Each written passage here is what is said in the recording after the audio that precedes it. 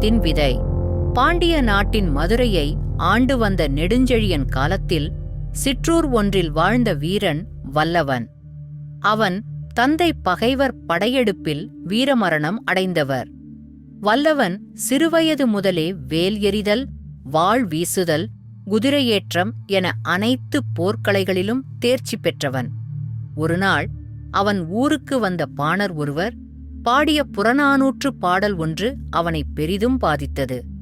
உண்டால் அம்ம இவ்வுலகம் இந்திரர் அமிழ்தம், இயைவத்தாயினும் இனிதெனத் தமியர் உண்டலும், இலரே முனிவிலர் துஞ்சலும், இலர் பிறர் அஞ்சுவது, அஞ்சி புகழனின் உயிரும் கொடுக்குவர், பழியனின் உலகுடன் பெரினும் கொள்ளலர்.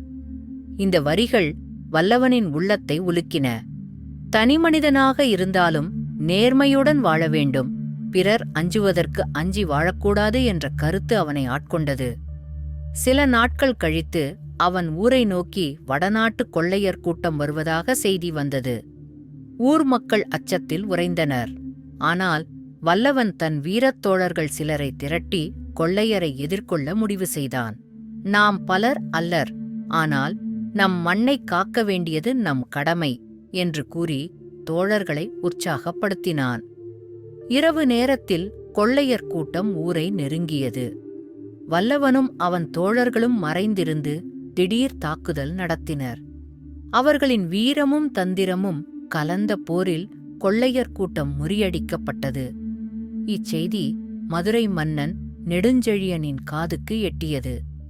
அவன் வல்லவனை அரண்மனைக்கு அழைத்து பாராட்டினான். உன் வீரம் பாண்டிய நாட்டிற்கே பெருமை சேர்த்துள்ளது என்று கூறி பொற்கிழியும் நிலமும் பரிசளித்தான். ஆனால் வல்லவன், மன்னா, நான் செய்தது என் கடமை, புகழுக்காகவோ பரிசுக்காகவோ அல்ல, நமது மக்களின் பாதுகாப்பே எனக்கு பெரும் பரிசு என்று கூறினான். இக்கதை புறநானூற்றின் அடிப்படை நெறிகளான வீரம், தியாகம், நேர்மை, நாட்டுப்பற்று ஆகியவற்றை வெளிப்படுத்துகிறது. தனிமனிதனின் அறநெறி வாழ்க்கை சமுதாயத்திற்கு எவ்வாறு பயன்படுகிறது என்பதையும் காட்டுகிறது.